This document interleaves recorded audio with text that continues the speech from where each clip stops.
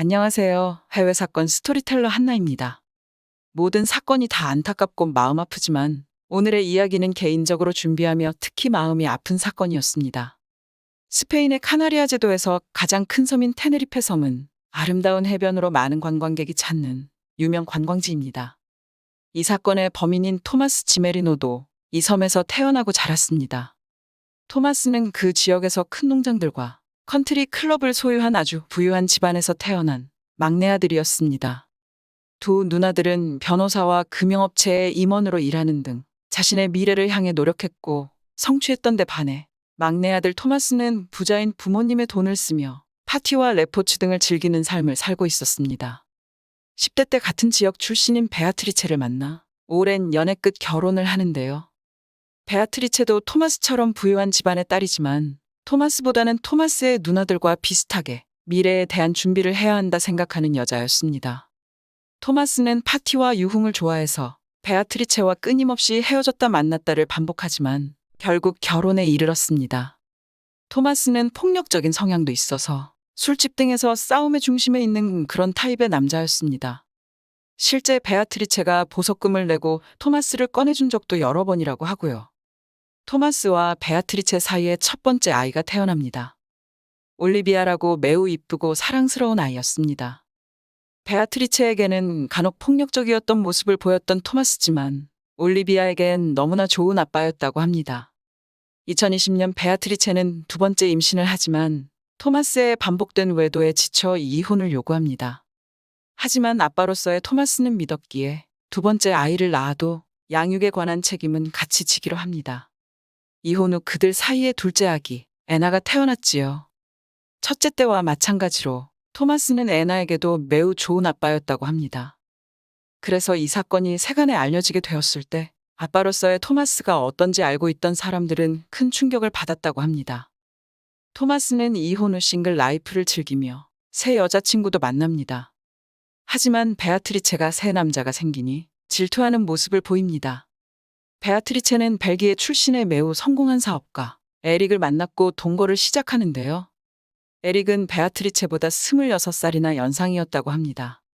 베아트리체가 에릭과의 연애를 시작하자 토마스의 분노가 폭발합니다. 2020년 1월에 토마스는 베아트리체와 아이들을 데리고 외식을 가는 에릭의 차를 쫓아가 레스토랑 주차장에서 도구를 이용하여 에릭을 심하게 폭행하기도 합니다. 심지어 이를 말리는 베아트리체도 바닥으로 밀치고 이 충격적인 모습을 올리비아와 애나도 봤다고 합니다.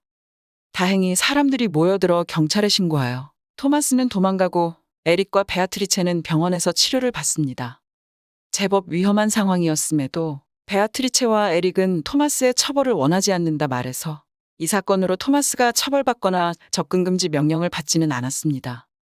하지만 사건의 심각성을 들은 경찰은 일주일에 한 번 베아트리체를 방문해 그들의 안위를 확인하곤 했지요. 그래서인지 한동안 토마스는 괜찮았습니다. 2021년 3월, 베아트리체는 더 이상 토마스가 위협적이지 않다고 판단해 경찰에게 이제는 방문하지 않아도 된다고 얘기합니다. 2021년 4월 27일, 토마스는 베아트리체에게 전화해서 딸들과 하루 시간을 보내고 싶은데 괜찮은지 확인을 합니다.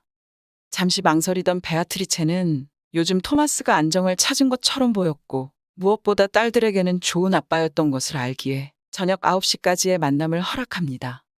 그날 올리비아는 독일어 수업이 있었습니다. 수업이 끝나는 올리비아를 데리고 오면서 토마스는 그 학원에서 근무하고 있는 자신의 여자친구에게 포장된 선물을 줍니다. 지금 풀지 말고 밤 11시가 지나면 풀라고 하면서요. 무언가 이상한 느낌이 들었던 여자친구는 토마스가 자리를 일어난 후 선물과 편지를 개봉했는데 편지의 내용은 자신이 누구인지 기억하라는 말과 6,000유로, 우리 돈 약 800만 원 정도가 들어있었다고 합니다. 하지만 죽음을 암시하는 메시지라 생각하지는 않았는지 아이의 엄마인 베아트리체에게 알리거나 따로 경찰에 신고하지는 않았습니다. 토마스는 아이들과 부모님의 집에서 즐거운 시간을 함께 보낸 후 저녁 7시 50분 자신의 집으로 돌아가는데요. 사건 후 토마스의 부모가 말하길 헤어질 때 유난히 길게 포옹하며 인사를 해서 조금 이상하다 생각했다 합니다. 토마스의 차에서 손을 흔들며 인사하는 모습이 올리비아와 애나가 목격된 마지막 모습이었습니다. 약속한 시간이 되어 베아트리체는 애나와 올리비아를 데리러 토마스의 집으로 갑니다. 이혼 전 본인이 살던 집이기도 해서 열쇠가 있었는데요. 집 안에는 아무도 없었다고 합니다. 토마스에게 전화를 하니 밖에 있는데 좀 이따 들어갈 거라는 말에 기다리던 베아트리체는 기다리다 건 두 번째 전화에서 갑자기 돌변한 토마스의 태도에 당황합니다. 토마스는 소리를 지르며 자신은 섬을 이미 떠났고 너는 애들을 다시 볼 수 없을 거라 흥분하며 전화를 끊습니다.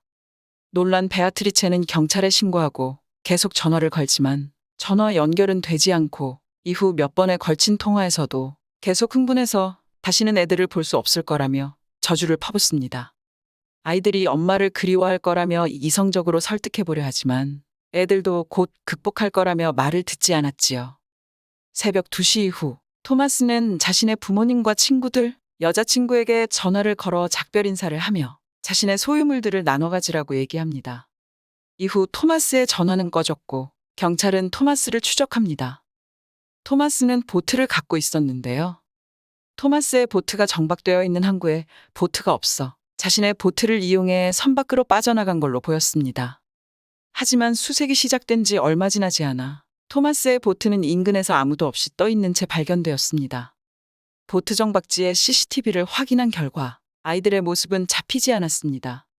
하지만 토마스의 집에서 근육이완제와 진정제 등이 발견되었고 자신의 자동차에서 보트로 이동할 때 토마스가 큰 가방들을 나누어 들고 이동한 것이 포착되어 아이들은 이미 토마스의 집에서 살해된 채 가방에 넣어 옮겨진 것이 아닌가 하는 것이 수사관들의 의견이었습니다. 보트의 닷도 발견되지 않아 아이들의 시신이 들어있는 가방이 토마스에 의해 바다에 던져진 후 토마스도 스스로 아이들의 뒤를 따라간 것이라는 추측이었지요. 토마스와 아이들이 살았던 테네리페 섬은 화산섬으로 토마스의 보트가 발견된 곳의 바다바닥은 화산 잔유물로 인해 육지의 계곡처럼 골짜기가 곳곳에 있어 수색이 어려운 지형이라고 합니다.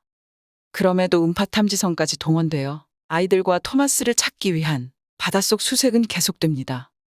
토마스가 아이들을 납치한 지 45일째 되는 날, 수심 900m 깊이의 바닷속에서 2개의 스포츠 가방과 닻이 발견되어 인양되었습니다. 한 개의 가방은 찢어져서 비어있는 상태였고 나머지 한 개의 가방에서는 안타깝게도 올리비아가 발견되었습니다. 사인은 질식에 의한 폐부종이었습니다.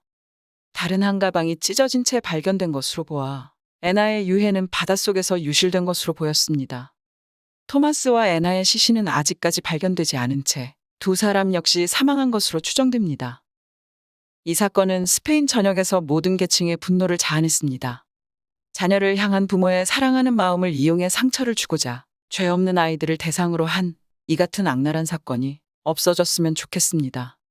자신의 아빠 손에 의해 세상을 떠나게 된 애나와 올리비아의 명복과 천사 같은 두 아이를 한 번에 잃은 베아트리체의 상처가 아주 천천히라도 아물고 있길 진심으로 바라면서 다음 사건으로 찾아뵙겠습니다.